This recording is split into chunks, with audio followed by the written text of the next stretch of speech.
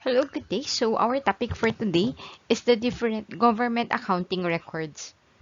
So our learning objectives for this topic is number one, to be able to know the different government forms and report, to be able to define each government forms and report, to be able to differentiate budget records and accounting records. Lastly, to be able to identify how each document looks like. So, accounting forms for the government. We have various different accounting forms that are specifically designated to be used for the government. So, these are the following. So, number one is the allotment and obligation slip or ALOBs. So, normally, the allotment and obligation slip is used to record allotment received and to request for obligation charge against the allotment.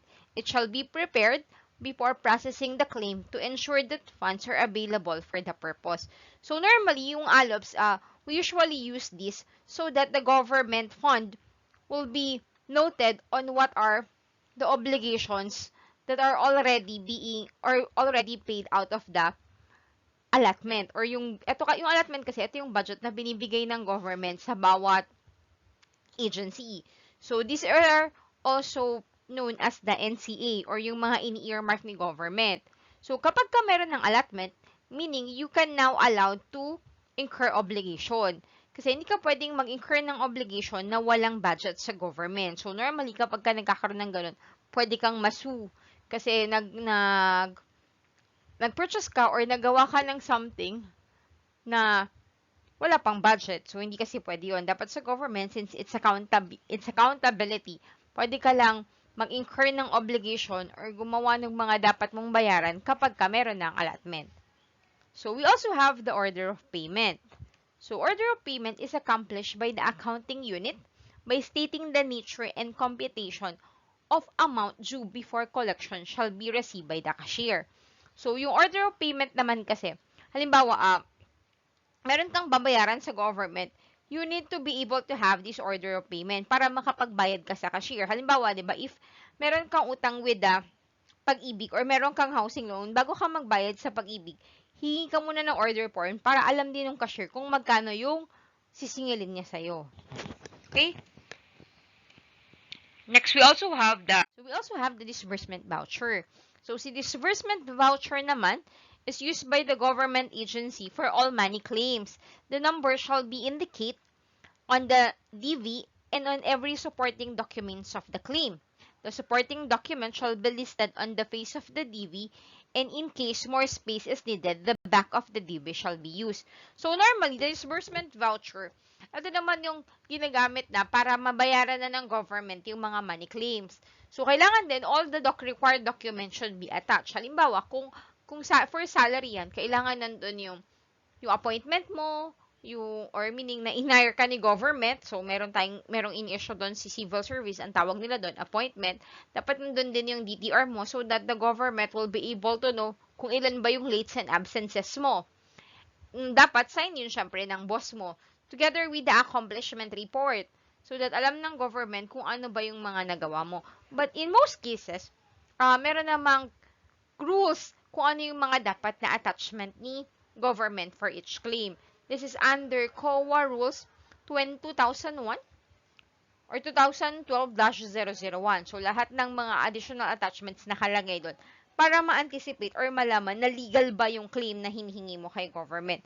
So, dapat nakalista siya sa disbursement voucher para alam na kompleto yung attachment mo. Kasi kapag kakulang yun, hindi ka agad mababayaran. So, yung disbursement voucher sa government, babalik sa'yo at hihingi nila yung mga kulang mong document so that the government will be able to process the claim. Kaya nga minsan tumatagal di ba? If you would heard, yung government, sinasabi nila matagal magbayad. Kasi nga sometimes kulang yung mga attachment. Isipin mo, bago yun makarating dun sa disbursement voucher, kailangan mo na yung ALOB. So, ito-check ni budget officer kung meron bang budget allowed to that. Tapos, after ng budget, scrutinize yun under our pre-audit. So, i-check kung tama ba yung mga documents na kailangan mo. Kung hindi, ibabalik pa yun sa'yo. So, magle-letter pa para i-attach mo ulit yung documents. Saka pa lang ulit babalik kay disbursement voucher. Kung mali pa yung na-computation, babalik ulit yun kay budget para maglagay ng additional amount dun sa budget para ma-minus yun na naki-earmark na yun. So, yun yung nangyayari. Kaya minsan matagal. Next, we also have the petty cash voucher.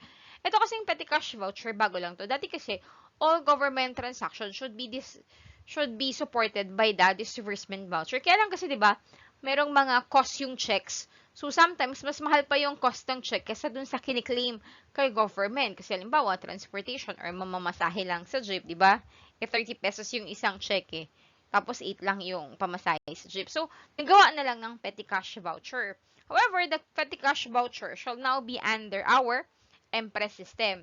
So, merong ibibigay na book kay petty cash cashier.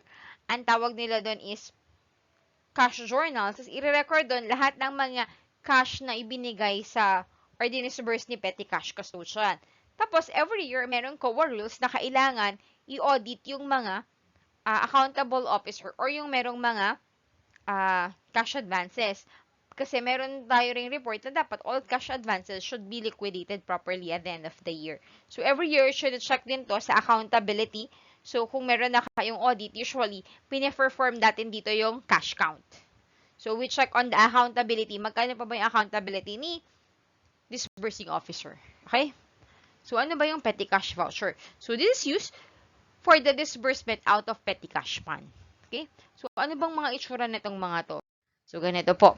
So, for the ALOBs, makikita mo, nakalagay dyan, ano bang agency yung magde-disburse? Sino yung pay, saan yung address? Then, we also have the responsibility center para malaman kung sino yung mas mga gumagamit ng budget. We also have the particulars, dito naka-explain kung ano ba yung nature ng pagbabayaran. We also have the allotment class. Kasi, di ba, remember, yung allotment natin, naka-separate siya with regards to our personal services, MOOE, capital outlay, and then finance charges. We also have the PPA. So, ano ba yung authority para ma-check kung especially if it's capital outlay. Then, we also have the account codes, which we will cover in the next videos. Then, the amount. So, isi-certify ni budget officer kung meron ba allotment yan, kung tama. Isi-certify naman nung boss niya or kung sino man yung agency na correct and available yung fund. Tsaka yung validity. Then, we also have the, kasi sometimes there are also SARO. Next, we also have the order of payment. So, yung order of payment, ganito naman. You have the agency, the number. So, para, kasi dapat yung order of payment, chronologically or chronology yung pagka-arrange na para mas madaling i-account yung collecting officer. Tapos, then, you issue the receipts. Then, you also have to put the amount and then the payment, the bill number, if it's has a bill number, the date, and then kung ano yung ginamit mo pang bayad. Okay?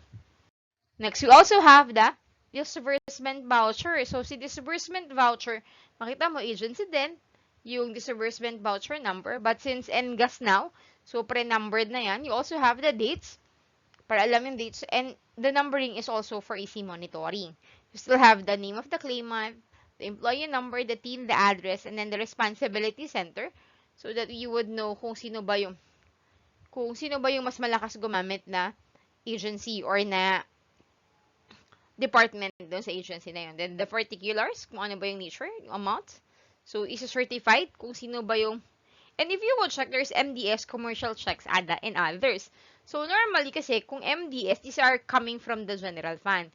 Yung commercial check, sometimes it's trust fund or yung mga savings ni government. You also have the ADA o the debit, so wala nang check eh. And then others, yung mga, ngayon kasi, binabawasan na rin ni government yung issue ng check, so directly credited na dun sa account. So, ganyan po siya. Then, you have the name. Tapos, kapag katapos na, kung nabayaran na yan, mag-JEB. The JEB is now the journal entry of the government. Next, we also have the petty cash voucher. So, si petty cash voucher, ganito naman yung itsura niya. Okay? But, para malaman lang niya kung sino yung mga, or i-attach na yan, para nang sa ganun, alam kong mga magkano yung. Kung papansinin mo, halos pareho lang. Meron lang OR para alam kung magkano pa ba yung i-refund or ibabalik sa kanya or reimbursement. Siya kung sino yung nagre-request, siya kung sino yung nagbayad. So, normally, pina-file to para nang sa ganun, kompleto yung documents. Okay? So, next, we also have the general payroll. So, si general payroll, ini-use to for payment of salaries and wages, overtime, honoraria, and others. Or, actually, si general payroll kasi, pwede siyang para lang isang mahaba siya na nakalista doon kung sino yung mga babayaran. But normally, ginagamit lang siya sa PS or personal services, yung mga binabayad sa government. We also have the itinerary of travel. So, si itinerary of travel naman, kapag ka meron kang authority to travel or sinend ka ng government na mag-travel for official reasons.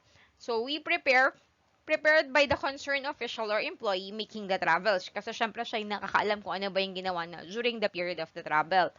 The itinerary of travel show the details of travel, such as the place to be visited, so kung saan siya pupunta, kung anong date, including yung mga expenses na nagamit niya or na-incurred, and shall be prepared before the travel is made upon for reimbursement.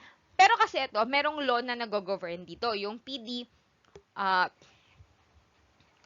dati kasi PD 247 pero ngayon pinalitan na. Kasi binago na yung mga amount kasi tumaas yung mga pamasahe. Pero merong presidential decree governing kung magkano yung mga amount na pwede mong gastusin for each of your travel. So, dalawa yon. They have the foreign and then the local travel. Okay? You also have the payroll payment slip. So, para makita, in short, this is only our pay slip. So, show the amount of compensation income due and paid for the period, including the detail of deduction, para alam mo kung magkano ba yung mga na-deduct sa'yo ng government. And lastly, index of payment. So, before, index talaga yung ginagamit, but now it's computerized as part of the NGAS. Index of payment that used to record the payment of each employee, supplier, and other agency or creditor. Para at the end of the year, kung magsasum up na siya or gagawa ng mga withholding tax for or year-end reports, meron kang details. So, ganito yung sura ng general payroll. So, if you would see the number, the names of the employee, the position, government ba siya? So, yung compensations, kung ano-ano, gross earn, and then the deductions, and then yung task signature para alam na na-receive talaga nila. So, kung mapapansin mo, ito, pareho lang din to sa disbursement vouchers. So, para lang makita yung legality. Next, we also have the itinerary of travel. So, agency, so number, yung name, ano yung reason ng travel, because usually each travel is supported by the authority to travel. So, yung date, kung saan ka nagpunta, ano yung mga arrival time mo, tsaka kung anong time ka umalis, yung transportations, tsaka yung anong ginamit mo, and then the amount of per dime. So, per dime would usually cover for the hotel, for the food, and the meal allowances, and total. At tsaka sinucertify mo na tama yung travel mo. So, sino yung nag-prepare? Tsaka syempre yung boss mo. Next, we also have the payslip. So, si payslip ka nito, katulad lang din naman ng usual na payslip sa private entity. So, nakalagay kung ano yung mga na-earn mo, yung mga basic, and then all the deductions, and then the details so that you would be able to know kung ano ba yung mga natanggap mo, tsaka kung magkano na yung na-deduct sa'yo during the year. Okay? Next, we also have the index of payment. So, yung index of payment, ganito siya. Para siyang ledger in short. So, agencies, yun yung creditor, anong address, employee, TIN, and then the date, kung ano yung mga binayad sa kanya, ano yung reason, yung check number, yung gross, tsaka yung deduction, tsaka yung net amount. So that you would be able to identify ano ba yung mga natanggap ng employee na yun. Okay, so if you like this video, please help me reach out more people by hitting the subscribe and the like button below. God bless you, and if you have questions, just comment below. And for my students, just PM me in case you have questions or clarification with regards to this video. Okay, bye and have a good day. Stay safe.